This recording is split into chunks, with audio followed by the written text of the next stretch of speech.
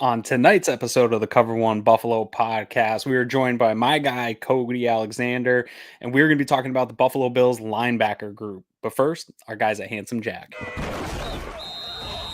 Broadcasting live to Bills Mafia worldwide with Greg Thompson and Aaron Quinn. Welcome to the NFL. Doesn't matter what's happened before today. Today's a brand new day. It's a brand new season.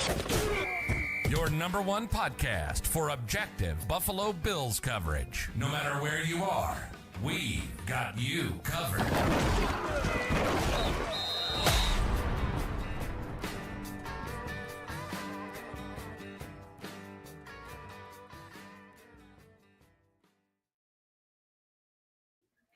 Good evening and welcome to the Cover One Buffalo podcast. I am your host tonight, Aaron Quinn. We are sponsored by Southern Tier Brewing Company and presented to you by William Mattar Law Offices. Hurt in a car, call William Mattar, 444-4444. I am super excited for this one tonight. If you have been a follower of this show for any bit of time, you know that I love defense and I love talking to our guest tonight. Coach A, Cody Alexander, MatchQuarters, literally has written the book, six books on defense. Cody, what's going on, man? Welcome to the show. You bet. Glad to be here. Yeah. So for people that don't know, I know that I love tweeting out your work this off season. One of my favorite things has been I use the off season personally to kind of like resharpen my own set. You know, I'm not watching the Bills every week. In the season, it's so regimented of watching the previous game, getting ready for the opponent. And this time of year, I kind of back off my own content and kind of resharpen my game. And you, through MatchQuarters and what you're doing on YouTube, have given me really the best offseason that I've had in a while of breaking down individual defenses. And that's kind of the backbone of MatchQuarters, is teaching defensive football to knuckleheads like me that aren't necessarily coaches. Talk about MatchQuarters and the great work that you're doing over there. Yeah, MatchQuarters essentially created in 2016 when I needed a resource for defense. I didn't think there was a really good one out there. And so I just started doing that. I started writing, people enjoyed it. And now it's kind of pivoted into, I do a major focus on NFL with a little bit of what's going on in Power 4. I am a weirdo. So like I'll write an article on Troy.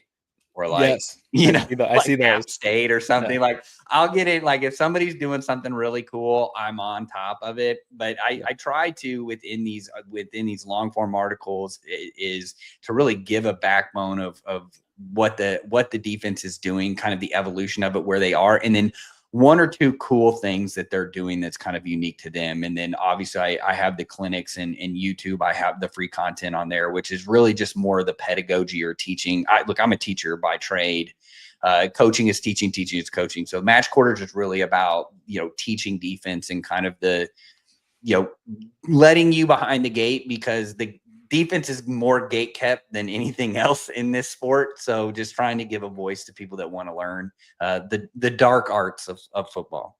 Yeah, and that's really, I think the way that we have connected is sort of what Cover One is all about, right? From obviously a primarily Bills perspective, but all throughout the season, I'll reach out to you while I'm watching film, because even as much as I'd like to think I know this stuff, and Greg and we get on post game and we'll talk about, who did good and who did bad. And we'll talk about coverages and who's been targeted. And I'm almost wrong every week when I then go back and watch the film. And it's like, oh, wait, that wasn't what it looked like on broadcast. And there's been a ton of times because of how McDermott and Babbage run this defense where I'm like, hey, it kind of looks like cover 2 here, but I'm not really sure what's going on back here. And so I lean on guys like you. And again, the kind of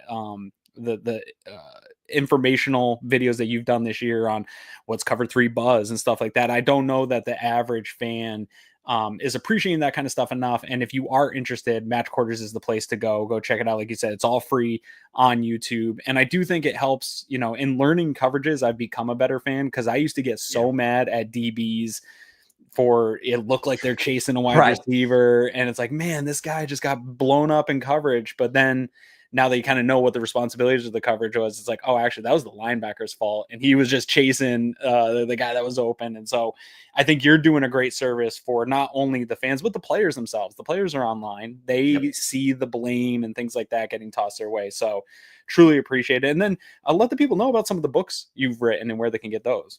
Yeah. Again, if you go to matchquarters.com, there's links to all of this stuff, but I have written 6 books. If you're just trying to wade in and like, hey, I kind of want to know just the basics of what's going on right now. I wrote a book in 2018, actually. I know it seems long enough, but it was kind of ahead of its time. It's called Hybrids, and it talked about the evolution of the modern defense and kind of where we are today with these 3 high structures and quarters coverage and 2 high. All of that stuff kind of goes in together. And then obviously, if you want to get grainier in it, I've written a book on match quarters, the actual coverage, which is kind of the namesake of my brand, right? And then I've done things on front structures, kind of overall defensive philosophy, and then kind of opponent break. If you're a coach and you're listening, I've done opponent breakdown books. So I've covered kind of everything. And then obviously on match quarters, I've got, a 500 plus pieces of content. Actually, I think it's even more than that. So yeah, whatever you're looking for, I've probably written about it. That's awesome. I was my kids have track in the summer, and during track I'll walk around and stuff. And today the local football team was out there and they're working on coverages and stuff. It was just the defensive backs and linebackers, and I kind of slowed my walk down. I'm just kind of like peeking over there. What are they working? How are they teaching them? And so it's in everybody here's blood that loves to dissect the game of football here. Before we get too far into the linebacker conversation, because Greg's not here, I'm going to throw you in with our sponsor segment for Southern Tier Brewing Company. What's brewing? News out of Buffalo this week. There's not a lot of news this time of year, and I don't even know that this is really big news, but it kind of brings us to an interesting conversation. But Landon Jackson put on the PUP list here before camp starts. Kind of interesting that the Bills did it before camp starts. That tells me that at least they want to get probably a body in here for that first week or two to just kind of offset the rotation. So guys like a Joey Bosa don't have to add more reps to him. I think they were going to be leaning on a Landon Jackson to take some of those early, training reps away from some of the veterans. All the beat writers associated with the Bills that got the text from the team about this information seem to be indicating that it's not a serious thing and that he will be back here. And I think just PUP gives them flexibility. But when you match this with, the addition of Michael Hoyt having a suspension to start the year, Ogunjobi, who's another guy, I like these pieces for the Bills front, also going to be on suspension to start the year. They won't be back till after week 6. And then Bosa likely probably being on a snap count. Right. If something was to happen to a guy like Landon, I'm not saying that he's there right now, but an injury here early on with one of these types of guys that are supposed to be leaned on as a rotational player here, looking at that Bills front, it looks like a high depth front, but it won't really be until week 6 when they get those guys back. How much stress can they put on that front to suffer an injury like that to a rotational piece, do you think? I'm going to go outside the box. I think that if they really get into a bind and they feel like, let's say whatever the Landon Jackson injury is maybe a little bit more severe, because you hear that all the time, like, oh, it's not a big deal. And then, wait, 3 weeks into camp. Not like the whole Najee Harris thing, like, oh, it was like a firework. Oh, he'll be fine. And then you find out like it's his eye. And it's like, okay, well, how long is this going to take? Like, you really don't know. If it's a soft tissue injury, maybe he pulled a hamstring or a quad. Okay, well, if it's a hamstring, we're looking at upwards of 8 weeks for it to really be out of the system, depending on the grade. So what I think outside of the box is you do have a guy in Ed Oliver who, if you needed to kick him outside to a 5, I don't think, and 5 just means a defensive end, because, the Bills play a pretty traditional 4-man front. So if you needed to kick him out, I think you can survive a couple weeks with him, because if you really look, where is the depth in this D line? It's actually in the interior. It's not really outside. Yeah. Jackson was really supposed to be that guy that comes in. I mean, he's a freak. I'm from Texas.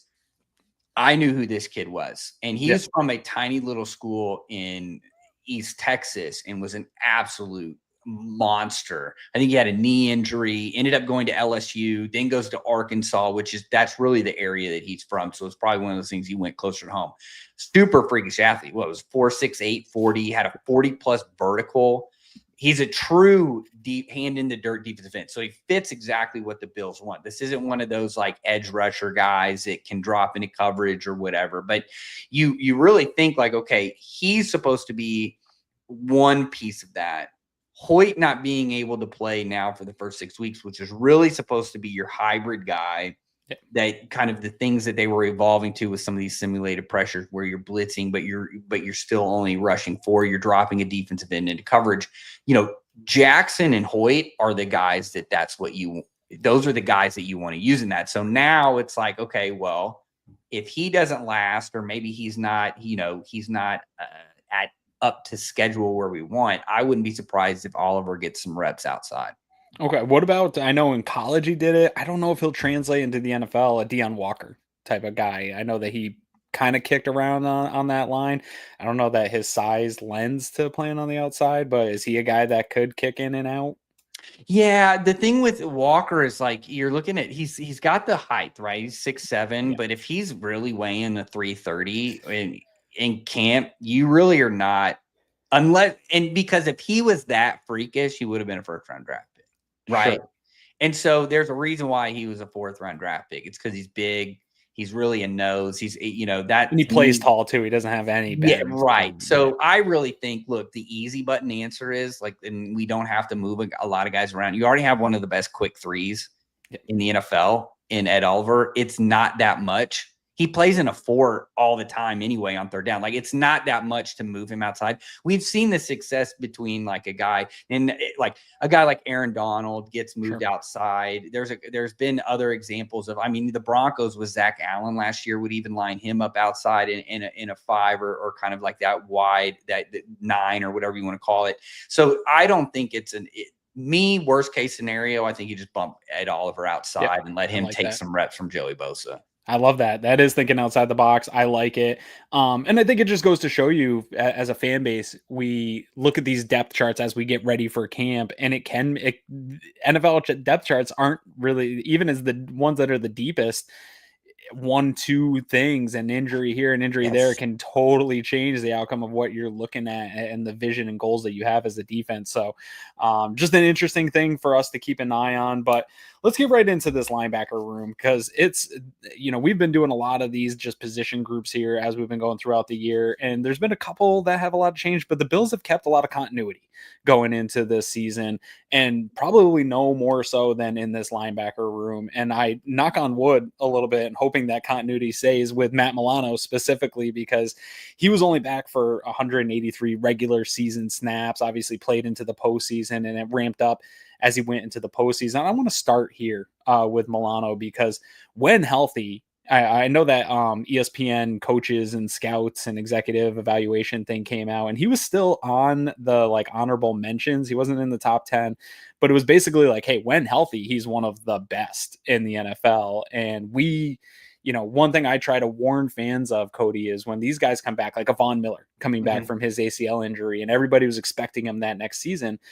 As these guys age, it gets harder to just return to the exact form within a year. Sometimes it takes a full 1.5 to 2 years for them to get their real legs underneath them. And you could see Milano, especially those first 3-4 games, working himself back. He wasn't the same Matt Milano. It took him some time to even just get that processing that we're used to seeing from him.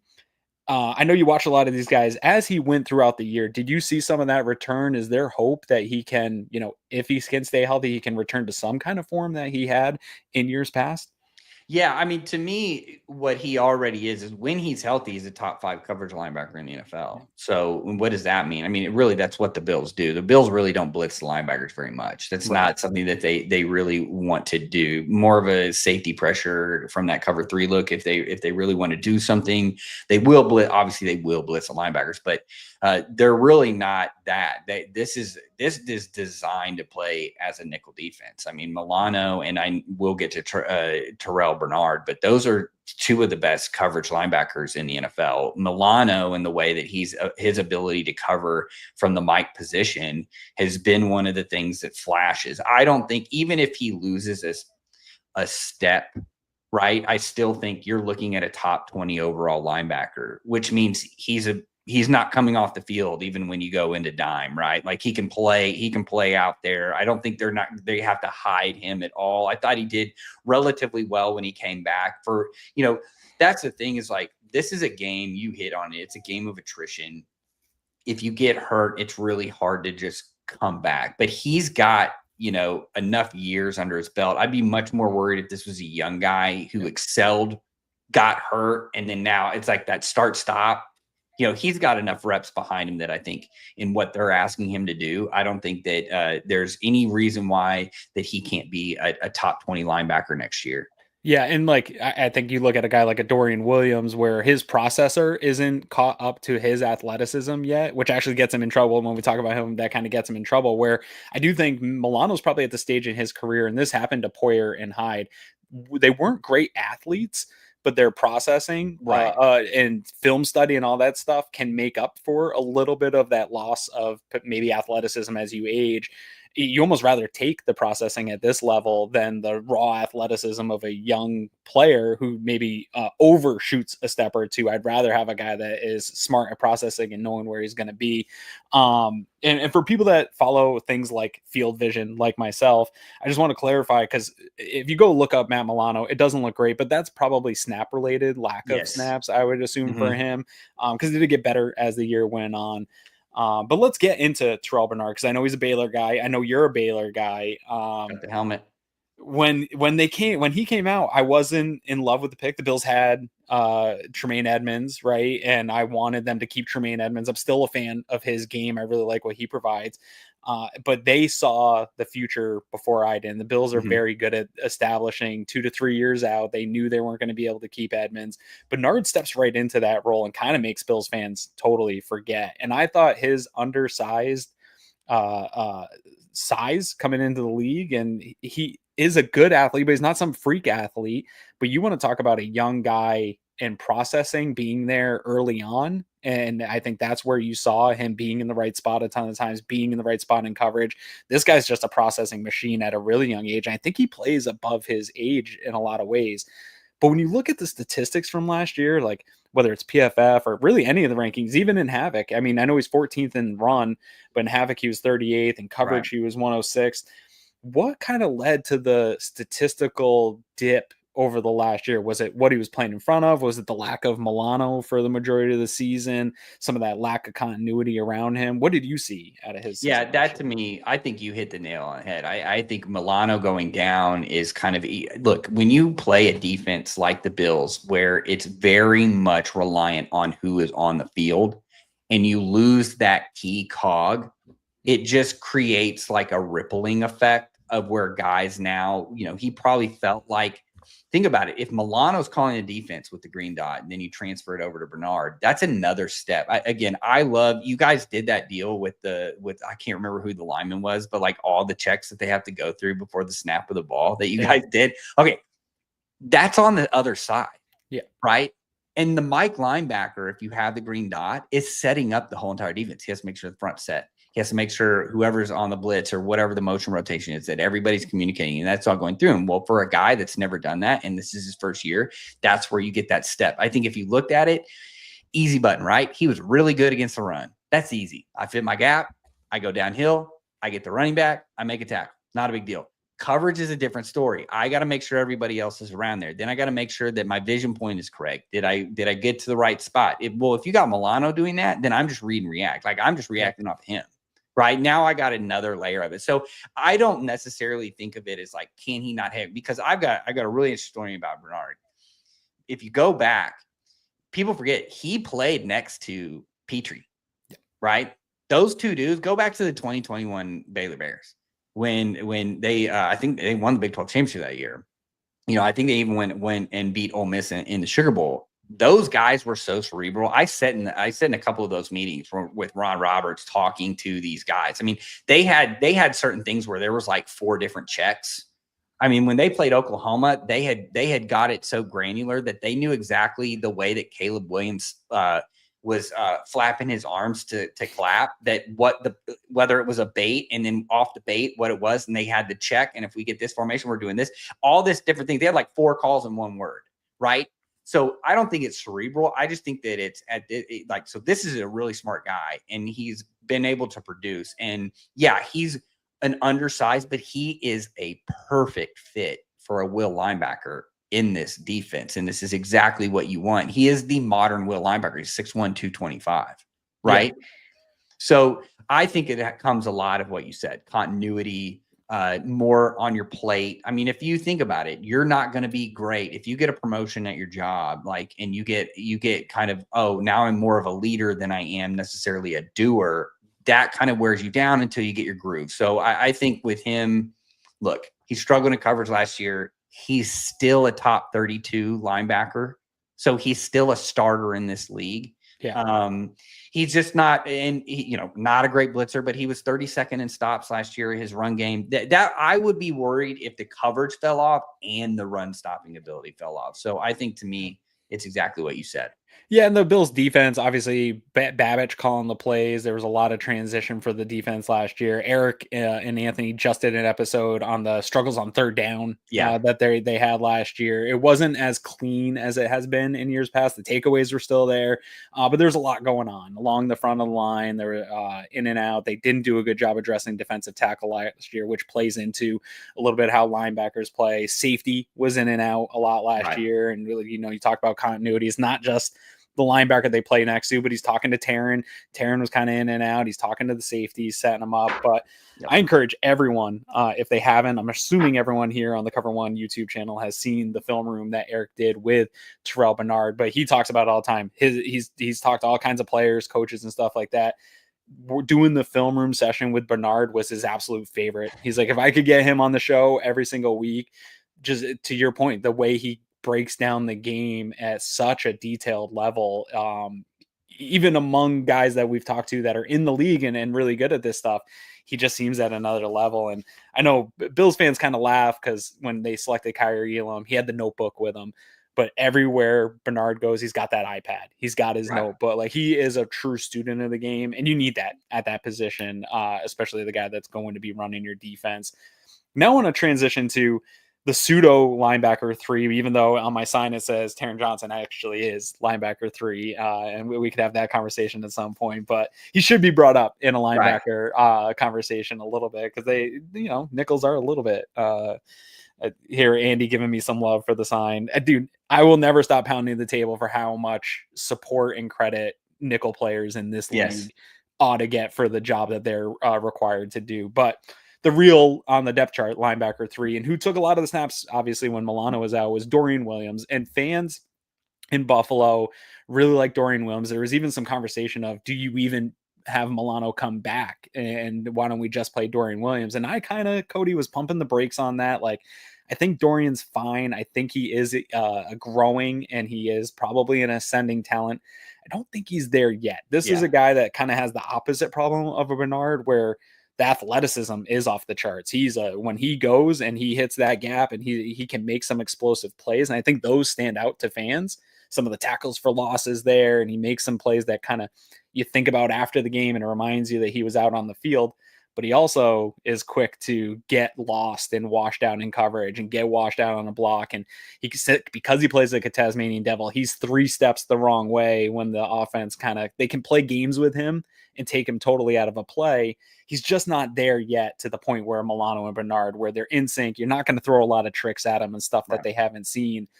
Dorian is kind of coming into this spot, though, where he does need to figure that out. That processor needs to kind of click this year, and he can't be, you're not a rookie anymore. You can't be making those mistakes where you're 2 to 3 steps out of position and only making the splash plays. We love havoc. We love all that stuff, but you got to be on a consistent basis if in the next year or two, you're going to take over that Matt Milano spot as he ages out. Yeah. And I think that you hit it. Like, right now, he's a box linebacker. He's a guy that give him the A gap, carry the running back if you need to. The other thing too is, like, he's not really a factor in the pass rush. So when they do blitz him, he's not really that great. And so, like you said, you've got these physical traits. Now you have to start kind of piecing those together. Those physical traits need to start showing up in being able to cover and being able to work through the field, break on vision, being able to carry a tight end vertical, being able to understand leverage on a running back when he's carrying to the flat, or how are you going to play that? So I agree with you. He was 28th in the NFL last year in stop percentage, meaning that, those are 0 or negative plays. When he had the opportunity to make a tackle. So the run fits are there. And again, that's easy button stuff. It's the coverage, and primarily in a defense that plays a lot of zone coverage, the vision and the break, and being, that's the thing with fans you have to understand as well. Guys that do zone coverage, just because you're a physical freak, that doesn't necessarily going to translate into zone coverage. Zone coverage is about vision, analytics, right? I'm analyzing what's in front of me. I'm reacting to the matches that I'm supposed to be. I have a lot of things in front of me going on. I need to be able to read and react and then be in the correct spot for that. So again, a lot of times in a zone heavy scheme, you're going to find that linebackers struggle. I've argued forever the linebacker position is the worst coached in coverage. So it's just, you got to find that spot. Not all these guys. Look, Bernard is basically, when you got him, was essentially a glorified nickel, right? Like he was just, he had eaten the biscuit. He was a biscuit away from being a linebacker. He ate that biscuit. He was a linebacker. So I think, to me, like a guy like this, you need to see growth. I'm 100%. If you're going to move on, let's say Milano comes back and he's a shell of himself, or he's 80 to 75% of what he was, which is still going to be really good. It's still a starter in the NFL. But you're looking at a guy like Dorian Williams, like, look, man, he's going to replace him at some point. Well, if you're looking at it and you're eating some of these reps, which is, you would assume that he would, and he's just still struggling in coverage by the time that you get that, that's concerning. Right. Because now, okay, maybe we need to pivot. And we've seen this with some really talented guys. I mean, the Cowboys are going to have to make a really tough decision on like a guy like Damone Clark, who, again, coming from an Aranda system at LSU, super freakish athlete, can't figure it out. Right. So if you play box linebacker in the NFL, you're not going to last very long. They're going to find you in coverage, and you're going to have to progress that way. Yeah, it seems like a dying position. And I know Bills fans have clamored for those 3 linebacker sets, because there has been moments, if there is a weakness to the Sean McDermott defense, there's been times where teams that are really good at running can rush on them, or power teams.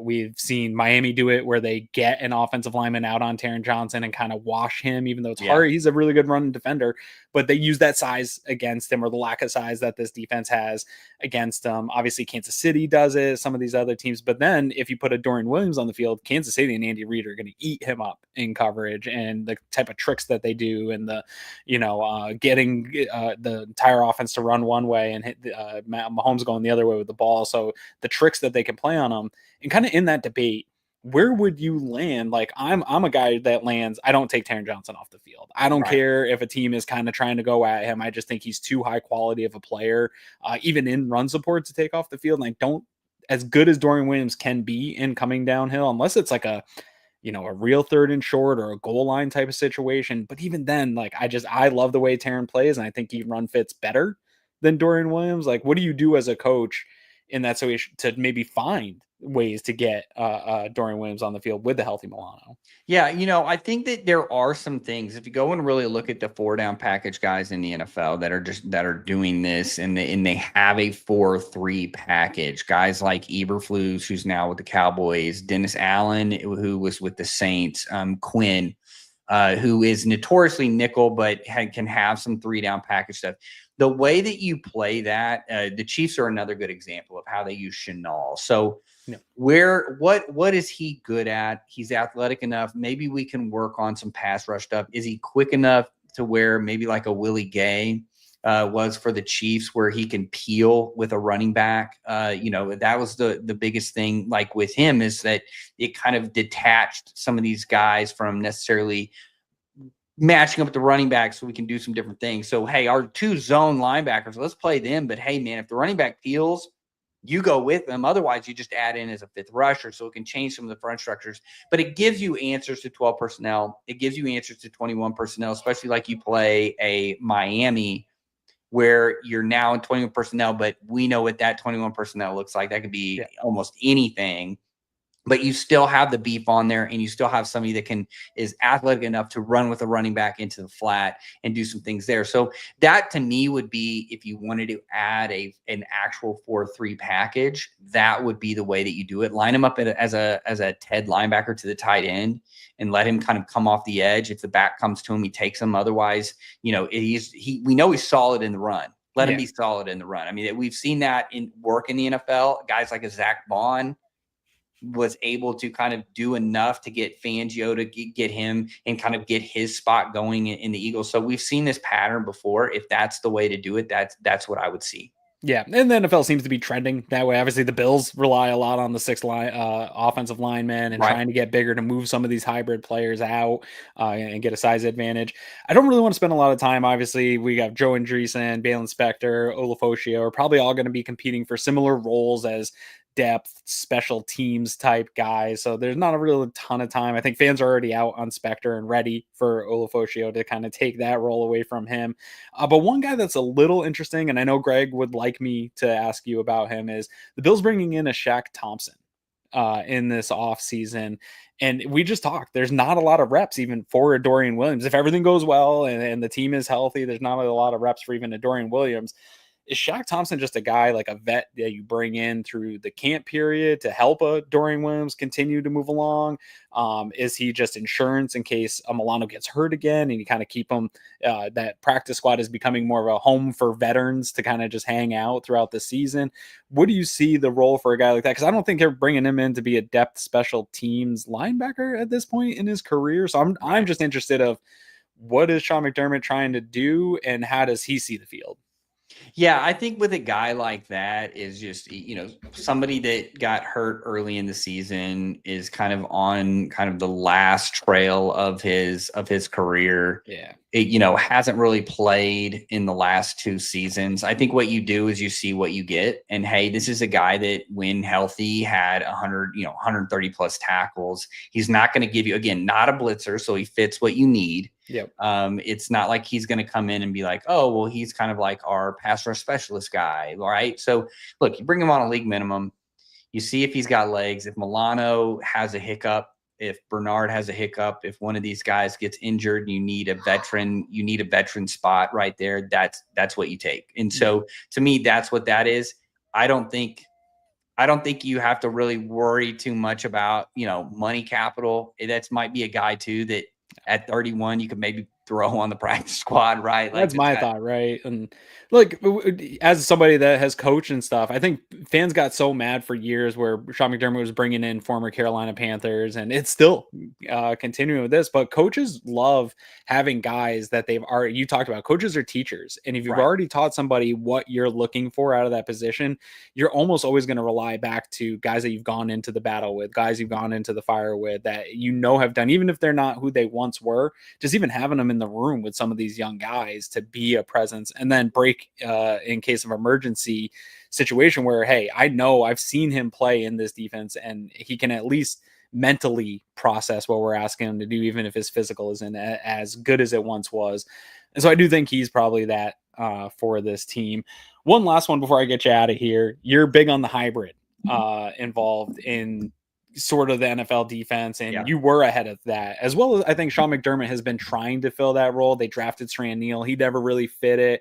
Taron Johnson's essentially been that for the Bills in that nickel position. But on the roster right now, do you think the Bills have, I'm thinking of like a Taron, obviously, but he's so solidified as the nickel, but he can do so many things where even if you brought in another linebacker, like he could probably still be on the field if you wanted to get real creative.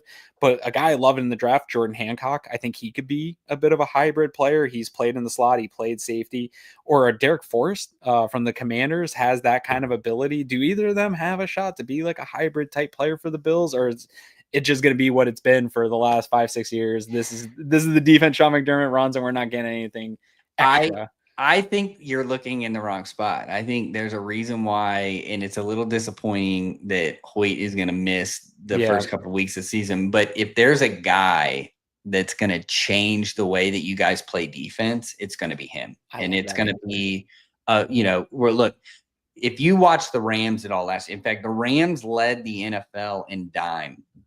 Okay. Their dime is not 4 down with 1 linebacker. Their dime was 5 defensive linemen, no linebackers on the field with 6 DBs. Yeah. And they were able to do that because Hoyt could kind of act as like this quasi linebacker, 2 years removed from being, I mean, almost like the most by far, almost twice as many as the next guy. Andrew Van Ginkel gets a lot of this in Minnesota, but Hoyt was right there with him at almost 300 pounds. Andrew Van Ginkel and Hoyt, if they stand next to each other, do not look the same. So I do think they probably brought those guys in through the draft and then bringing them in because, look, Taron Johnson got hurt. Okay, we realize we don't have an answer if he gets hurt. We're not really a 4-3 defense, so we can't pivot to base and kind of get into these weird structures like essentially the Lions did, playing a lot of 4-3 base, but getting into 3-4 looks, getting into different looks. You're not Minnesota where you have, your nickel's essentially like this glorified linebacker, Metellus, and you can move guys around. So we are a 4-2-5 defense that wants to run a lot of things from a 2-high shell.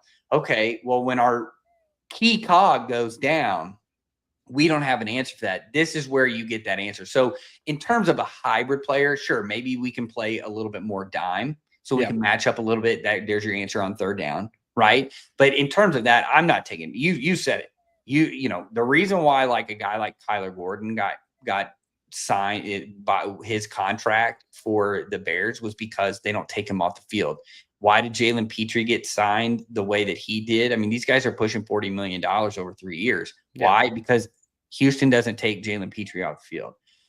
So I think, to me, when you look at this roster, that's where those guys play a role in, is more as a kind of a stopgap if Johnson goes down for a couple games, but now we have an answer. We don't have we got to survive these 3 weeks without our guy that basically sets up our defense. Yeah, I love that answer, actually. And I'm looking forward to seeing what they do with Hoyt, because they really targeted him in free agency. That was kind of the first move. So I know there's a plan for him, and I can't wait to see how it presents itself. But, man, I got to say, you've been more than gracious with your time here this evening and talking to me. I could talk to you all day about defensive football, and I won't. So I do appreciate you coming on. I don't have a segment for our great sponsors, William Matar. Hurt in a car, call William Matar, 444-4444. I'm sorry, William. I will make it up to you. I don't have a good segment tonight, but we appreciate everybody here coming out. Make sure you go check out MatchQuarters. Like I said, if you're into defense the way that I am into defense, which I know a lot of our Cover One Discord members are and appreciate, now's the time, because Bill season's about to ramp out and you're going to be just inundated with Bill's content all the time. There's nothing going on right now. Now's the time to go catch up, get yourself ready.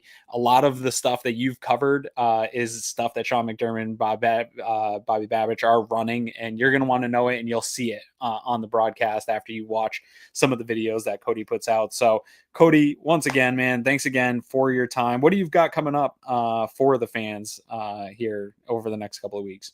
Yeah, the biggest thing is I started podcasts. I've been waiting for so long to do it. Started one. We're going through our previews. Already got the AFC East out there. So I go through that. Again, it's a football show that talks about football, and that's what I want. And so that's what I've created. We've got trends going back. So if you go all the way back to May, we've got trends to look for at the college and the NFL level, as on offense and defense, as well as these previews. Those are the biggest things. And then again, I drop a long form article on Monday, and I drop a clinic on Thursday and a free one on Saturday on YouTube. So I'm killing it right now with a bunch of content if you're looking for defense. Yeah, and honestly, sign up for the MatchQuarters email list, because right now, even the content's great, but one of my favorite things is that data dump every single week during the year. It really helps me to prepare for opponents and kind of use the Bills defense and where is everything at, where is the team at. And we were talking a little bit offline earlier.